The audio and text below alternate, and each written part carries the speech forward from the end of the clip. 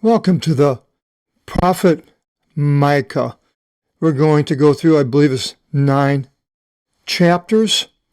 It begins judgment on Israel and Judah. I'll read some in the Greek and then we'll go into the chapter.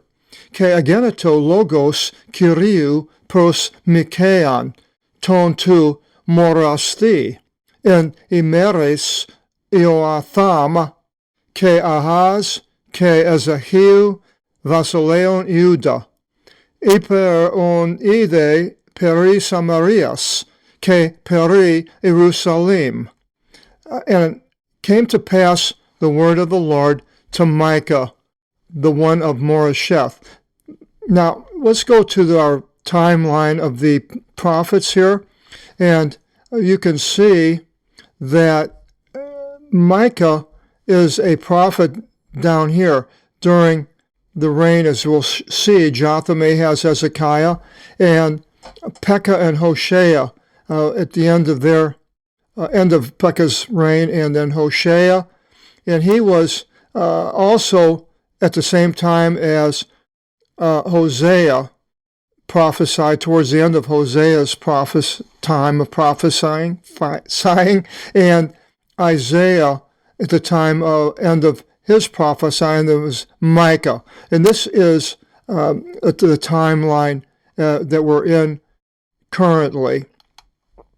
And it came to pass the word of the Lord in the days of Jotham and Ahaz and Hezekiah, kings of Judah. It doesn't mention. It says over what he saw concerning Samaria and concerning Jerusalem. Samaria, the northern kingdom, was ruled at that time by a king called Hoshea. He was the last king of Israel, and he conspired to kill his predecessor, Pekah, and he says he did evil in the sight of God, and that his time, Shalmaneser, the ruler of Assyria, came down and besieged Samaria. And then he had also conquered the Babylonians, and he took the Babylonian people and brought them over to Samaria, which today is in Israel. The first king of Judah that's mentioned here is Jotham. Now, Jotham, he was a king that became a leper as he stretched out his hand against one of the prophets, but yet he was considered right in the sight of Kyrios the rest of his days. But Ahaz, his son, different story. He had his children pass through the fire. He replaced the altar in the temple with a false altar and copied the temple in Damascus, or parts of it, and copied them and brought them and rebuilt them into the temple area. He had built images to Baal and did all these terrible things. And then at his time, Judah was invaded by Pekah, who was the father of Hoshea in Israel. He joined up with Syria, and they attacked. And during this period of time, Isaiah prophesies in the book of Isaiah 7, verses 1 to 10. And Ahaz allied with Assyria. The third king, Hezekiah, Ahaz's son, did the opposite. He did right in the sight of Kyrios. He removed the idols of his father, restored the temple worship, and listened to the prophet Micah as far as what he was prophesying, which is mentioned in Jeremiah 26, verses 18 and 19, and he broke the tie to Assyria. And when he did that, Sennacherib, the king of Assyria, attacked Jerusalem, but was defeated. So now Micah is going to prophesy, and he sort of prophesies over both of these kingdoms. because it says what he saw concerning Samaria, the northern kingdom, and concerning Jerusalem and Judah. Here it says, O peoples, all the words, and take heed, O earth, and all the ones in it. So here God is speaking through Micah to us today. Peoples, not Jews only, but all the peoples. And if the Jews read this, they'd see where God is talking to all the peoples. To hear, to listen, and take heed. That is to do what the Word of God says, O earth, not to Jews, but to the earth, and all the ones in it. Even the Lord God will be among you for a testimony. The Lord from out of his holy house. A testimony. What is that all about? The Lord will be a testimony. Well, we'll see here as we go through and study that word, martyrion. We have a martyr, someone who gives a testimony in his death.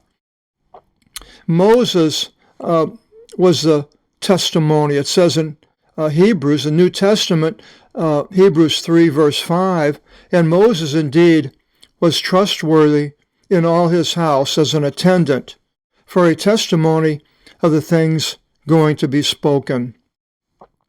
The next testimony it mentions in Acts 7:44 is the tent of the testimony. It says the tent of the testimony was with our fathers in the wilderness. Then Jesus, what it's talking about here, even the Lord will be among you. It says about Jesus' testimony in 1 Timothy 2:6. He's the one giving himself a ransom for all. The testimony to be rendered in its own times, and the testimony of God, Jesus Christ coming to earth, was given to us, the believers. We heard this testimony and we believe.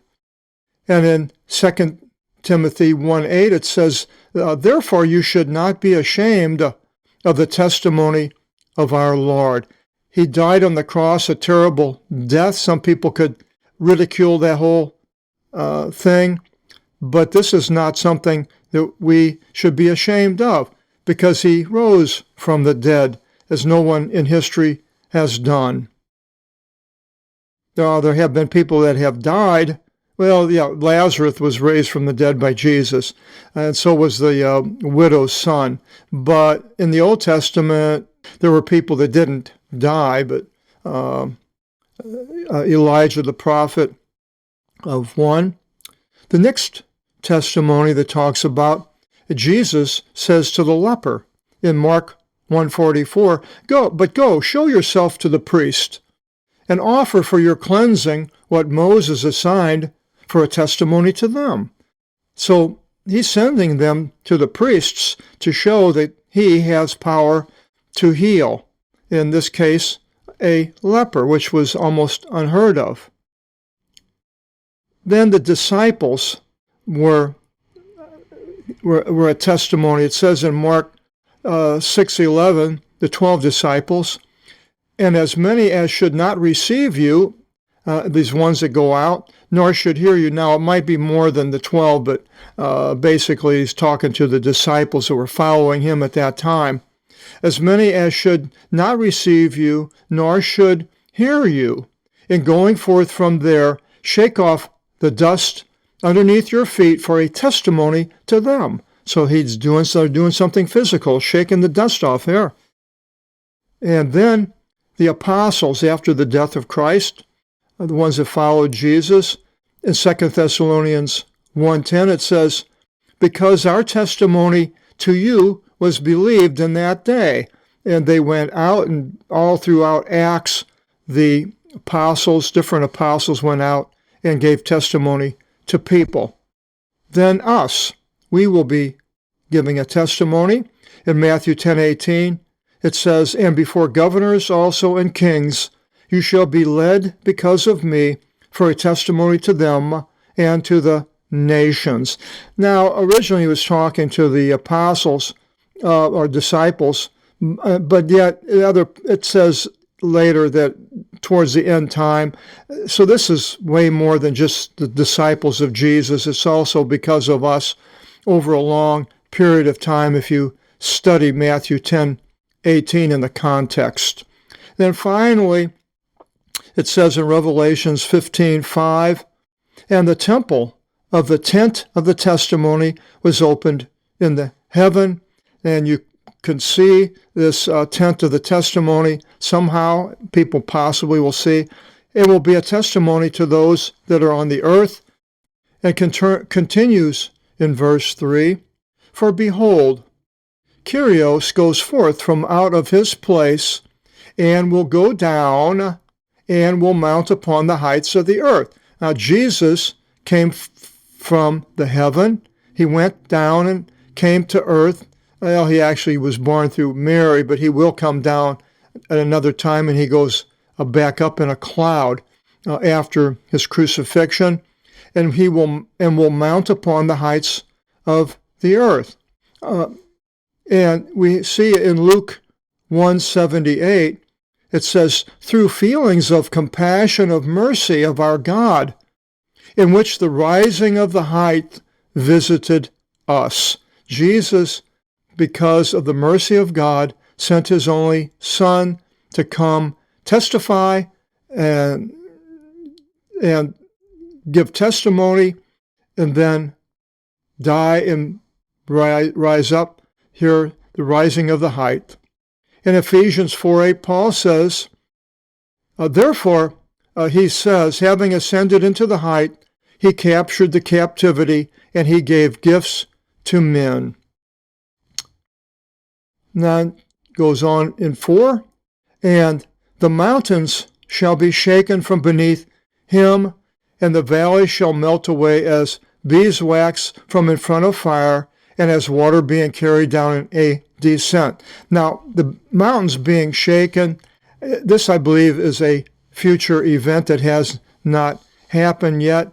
The shaking of the earth, and underneath God, the valleys will be leveled, and everything will be carried down and changed by the power of God, probably at the arrival of Jesus. Then in 5, it continues and it says, are on account of the impiety of Jacob. All these things are on account of the impiety of Jacob, which is the northern kingdom, and because of the sin of the house of Israel. And he's probably talking about the king in the northern Israel was Pekah. And what is this? What is the impiety of Jacob? Is it not Samaria? Pekah was the king of Samaria. He allied with Assyria to attack Judah. And what is the sin of the house of Judah? Down where Bethlehem is it not, Jerusalem. Is it not Jerusalem? And that would have been the evil king Ahaz. These are the sins of these rulers. It's amazing how the rulers can change a country and affect it. I look at the United States. We're getting close to an election season, and I look at the different people that are running for office, and it's amazing as we think of how much they affect us, because of when they get into office, they have a lot of power, and they can do things good or they can do things bad. And God will use these people for different purposes, to reward people or to punish people for various things that they have done that's wrong. With Israel, it was that they were taking advantage of the poor, widows, orphans, and so forth. And I look at today, we have sin is rampant, immorality basically is rampant, and God is going to deal with it.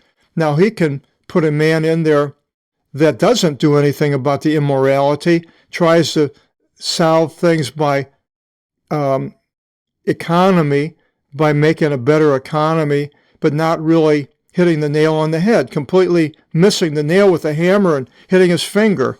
And so God is in control, using these different rulers. And it continues then in verse 6, and I will make Samaria, the northern kingdom, for a vacant storehouse of fruits of the field, and for planting a vineyard. That means barren. And I will tear down in Haos. You can add that to your English derivatives book. Hios. It's a transliteration into English. Her stones. I will tear down her stones, places that are around the fields. And her foundations I will uncover, the houses and the cities. And all her carved images I will cut in pieces. They had these images to Baal in the northern kingdom of Israel. And all her hires shall burn in fire. Now, what are her hires? It says that Pekah hired Assyria to come against Judah, the southern kingdom. So the hire was Assyria. They shall burn in fire, which Assyria did. It was destroyed shortly later by the Babylonians. And all her idols of northern Israel, country of Israel, I shall establish for extinction. And they were no longer seen pretty much after the destruction. For she is gathered together from out of the hires of harlotry. And from out of the hires of harlotry he eradicated. Now, who is he? Is that Sennacherib who came down, or God? I'm not sure right here. I'm guessing Sennacherib. And because of this, in verse 8, she shall beat her chest and wail. Israel, she shall go barefoot and naked in captivity, and she shall make a beating of the breast as dragons. So it's a figure of speech. I mean, I don't know if a dragon beats his breast or not, but and mourning as the daughters of sirens, Cyrenon. You can add that to your English derivatives book. Basically, this means a desolation. The dragons and the sirens. The dragon appears many times in the Old and the New Testament, and I've gone through this many times, but siren only appears 6 times in the Old Testament. It means pretty much a desolation of these animals of some sort crying out, and here you can hear them. And it says in Isaiah 13:21, and the wild beasts shall rest, and shall fill up the houses with a sound, and sirens shall rest there, and demons will dance there, and that is the destruction of Babylon. And then in Isaiah 43:20, it says, the wild beasts of the field shall bless me, and sirens and daughters of ostriches. This desolation is the figures of speech. For I established water in the wilderness, and rivers in the waterless place, to give to drink my chosen race. Now, I think he's talking about Jesus. We can be in a place that people are screaming, yelling out, crying out, terrible things are going on, or a wilderness, no food, no water, just a horrible experience on earth. But yet, when you come to Jesus, then he will give the water. He has water for us to drink. We are a chosen race, a royal priesthood. It says that in the New Testament. Then, in Jeremiah 50, verse 39, he says, on account of this, the effigies shall dwell among the islands, probably the idols, and there shall dwell in them daughters of sirens, more or less the destruction of these idols and terrible conditions. And in no way should it be inhabited any longer unto the eon. He's talking about Babylon. There, what's going to happen to the city of Babylon, which today is there's nothing hardly there. It's all ruined.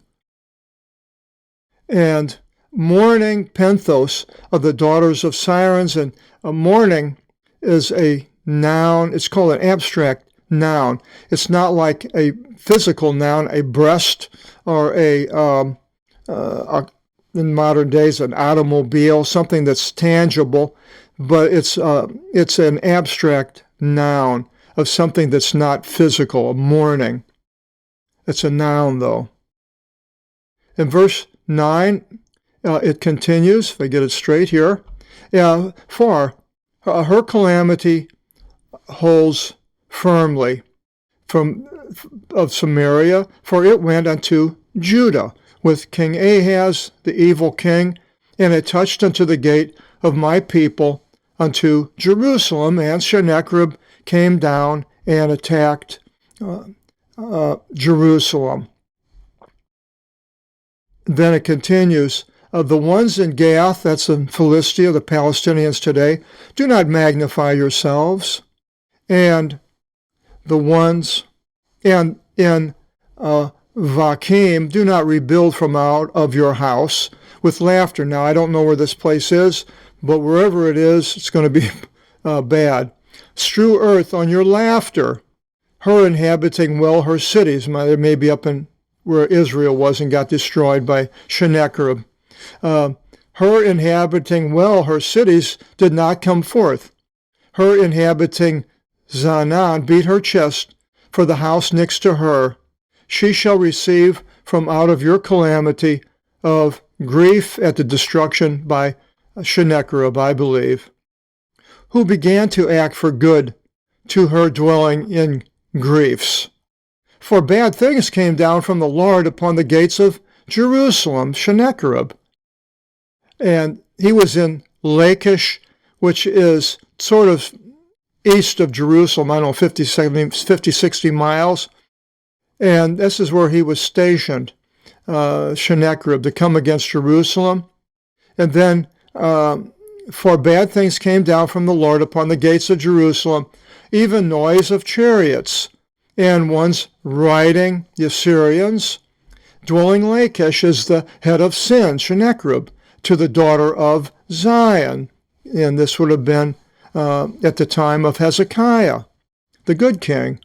For in you they found the impious deeds of Israel and the Assyrians, and on account of this he shall grant ones to be sent forth unto the inheritance of the Philistines of Gath, the vain houses, for they became vanity to the kings of Israel, as the Palestinians are today towards Israel currently. They are they became vanity, something that's not helping Israel, until they should bring the hires to you, O inhabitant of Lachish, that is Sennacherib, your inheritance. The Palestinians at the time, the Philistines, probably paid Sennacherib money to attack Judah and Jerusalem. And it says then, unto Adullam, glory of the daughter of Israel shall come. Now, what's it talking about there? Well, let's go up and we'll see I believe it's talking about. The Assyrians came against Jerusalem, tried to get them to surrender, but there's a lot in the book, I think of it as Isaiah, but Hezekiah called Isaiah, and Isaiah prayed, and God told Hezekiah that he would be the one that defeats, not to worry, he would defeat the enemy. And we see here what happens in Isaiah 37:36, and an angel of the Lord came forth and did away from out of the camp of the Assyrians 185,000. And rising up in the morning, he found all the dead bodies. And he went forth returning. And Sennacherib, king of the Assyrians, returned and lived in Nineveh. And while he did obeisance in the house of Nisroch, his god, Adramelech and Sharezer, his son, struck him with swords. And they came through safe into Armenia. And Esarhaddon, his son, took reign instead of him. I believe Adullam is the area where Sennacherib's army, the 185,000, were destroyed. Shave and shear over your delightful children, widening your shaving as an eagle, for they were taken captive from you. And this could possibly still be referring to Sennacherib, and for they have taken captive from you. So his children of even Sennacherib killed him, could be referring to that. Chapter 2 of the Book of Micah. Destruction of Israel and Judah foretold. Hope you'll join us in the next video and find out how this all comes about. And until then, God bless.